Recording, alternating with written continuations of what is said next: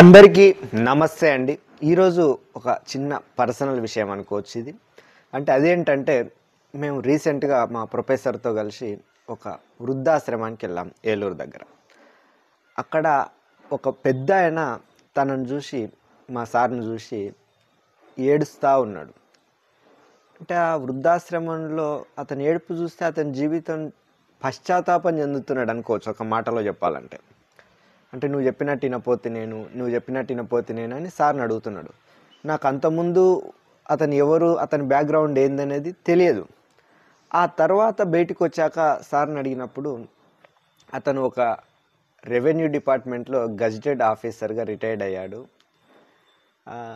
అంటే మరి ఎందుకు ఈ పరిస్థితి వచ్చింది వృద్ధాశ్రమంలో ఉండడం కారణం ఏంటంటే అతను ఆ సర్వీస్లో ఉన్నంతకాలం చాలా రకాలుగా ఎన్ని రకాలుగా అవినీతి చేయాలో అన్ని రకాలుగా చేసిండు అన్నట్టు. అంటే ఇన్కమ్ను చాలా విచ్చలవిడిగా సంపాదించిండు. చాలా అసెట్స్ ఉన్నాయి, అపార్ట్మెంట్స్ ఉన్నాయి. ఆ ప్రాసెస్లో ఏమైందంటే అది కొన్ని పర్సనల్ విషయాలు ఇవి, కానీ సార్ చెప్పడం వల్ల ఇది ఏమైనా ఉపయోగపడుతుందేమో సమాజానికి అన్నట్టుగా నేను చెప్పడం జరుగుతుంది. వాళ్ళ భార్య ఏదో వాళ్ళ డ్రైవర్తో ఇల్లీగల్ యాక్టివిటీస్లోకి వెళ్ళడం, ఆ సఫరింగ్తో అతను త్రాగుడుకు అలవాటు పడడం, తర్వాత క్లబ్బులు పబ్బులు అంతా అయిపోయింది. ఆ తర్వాత సర్వీస్ రిటైర్డ్ అయ్యే టైంలో కూడా అంటే అతని యొక్క అరాచకం ఎలా ఉండేదంటే ఆ చుట్టూ ఉన్న ఫర్నిచర్ను కూడా ఆఫీస్లో అది నాది అని తీసుకొని ఇంటికాడ వేసుకున్నాడు అన్నట్టు ఆ సందర్భంలో. ఆ తర్వాత రిటైర్డ్ అయిన తర్వాత పిల్లలు మొత్తం జల్సాలకు అలవాటు పడి అంతకుముందు ఎప్పుడు డబ్బు అప్పుడు వచ్చేది నెల రోజు. రిటైర్డ్ అయిన తర్వాత సైడ్ ఇన్కమ్ రాకపోవడం చేత వాళ్ళు అతన్ని తీవ్రంగా హింసించి ఎప్పుడు అతని హేళనగా మాట్లాడితే అవమానానికి గురై వచ్చి అక్కడ వృద్ధాశ్రమంలో ఉన్నాడు. అతని ఏడుపు చూసినప్పుడు ఫస్ట్ నాకు కొద్దిగా జాలి కలిగింది, కానీ అతని తర్వాత చరిత్ర విన్న తర్వాత అతను రైట్ ప్లేస్లో ఉన్నాడు అనిపిస్తుంది. అంటే ఏంది ఇది ఇలా ఇంత మంచి పొజిషన్లో ఉండి ఇంత డిస్టర్బ్ అయింది అని చూస్తే ఇంకా ఏమైనా ఉందా అంటే లోతుకెళ్ళి చూస్తే మనకు చరిత్రలో లాల్ బహదూర్ శాస్త్రి ఒకడు కనిపిస్తాడు. ఆ లాల్ బహదూర్ శాస్త్రి సర్వీస్లో ఉన్నప్పుడు, సర్వీస్ ఏంది ప్రధానమంత్రి అయినాక కూడా ఒక సందర్భంలో ఒకరు ఇంటర్వ్యూర్ అతని దగ్గరికి వస్తే ఆ ల్యాంప్స్ను 2 మెయింటైన్ చేసేవాడంట. ఒకటి అతని వ్యక్తిగతమైన పుస్తకాలు చదువుకోవడానికి, లెటర్స్ చదువుకోవడానికి, ఇంకోటి ఆఫీస్కి సంబంధించిన వర్క్స్కి. అంటే అప్పుడు ఆ స్థాయిలో మెయింటైన్ చేసిండు కాబట్టి ఇప్పటికీ బతికున్నాడు. కానీ ఇప్పుడు ఇతని పేరు చెప్పుకోవాలంటే కూడా మనం సిగ్గుపడాల్సిన పరిస్థితి ఉంది. అంటే ఇలాంటి సంఘటనల నుంచి మనం నేర్చుకోవాలి. అంటే చరిత్రను చదవకుండా మనం చరిత్రను మార్చలేము, సృష్టించలేము. అంటే చరిత్ర చదివితే మనకు కొత్త విషయాలు తెలుస్తాయి. నా లైఫ్లో కూడా పర్సనల్ విషయం, నేను ఒక 7th క్లాస్లో ఉన్నప్పుడు చిన్న చిన్న ఇన్కమ్ సర్టిఫికేట్స్కు మండల కేంద్రానికి వెళ్ళేది.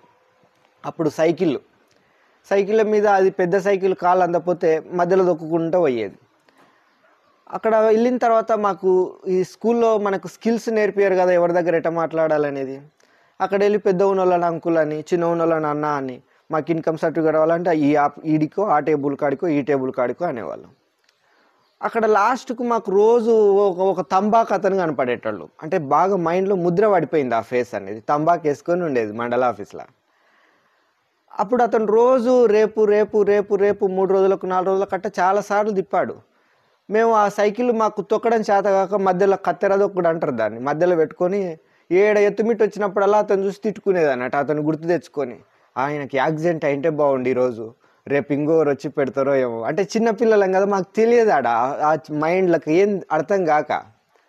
కానీ కొన్ని రోజుల తర్వాత అక్కడే జస్ట్ ఒక ముస్లిం అతను ఉండేది. ఎందుకు వస్తుండ్రు మీరు రోజు సైకిల్ వేసుకొని వస్తుండ్రు అని అడిగితే, ఇటు మాకు సర్టిఫికెట్లు కావాలంటే నేను పెట్టించుకొస్తాను, పోయి తీసుకొని పోయి సెకండ్లో తీసుకొచ్చిండు. ఆయన మాకు అప్పుడు దేవునిలాగా కనపడిండు అన్నట్టు. అంటే అది చిన్నదే విషయం కావచ్చు, కానీ మాకు ఆ టైంలో పడిన ముద్ర ఇప్పటికీ కొనసాగుతూ ఉంది. ఆ ఫేసులు 2 గుర్తున్నాయి, కానీ 2 గుర్తున్న విధానం వేరే. అదేవిధంగా మనం చూస్తూ ఉంటాం. అంటే ఇలాంటి, అంటే ఇప్పుడు అంత సిచ్యువేషన్స్ లేవేమో, ఆన్లైన్ సిస్టమ్ వచ్చాక, నాకు ఈ మధ్య అవగాహన లేదు. అయితే నేను హైదరాబాద్లో ఉన్నప్పుడు ఒకటి చూసిన ఇలాంటి సంఘటన.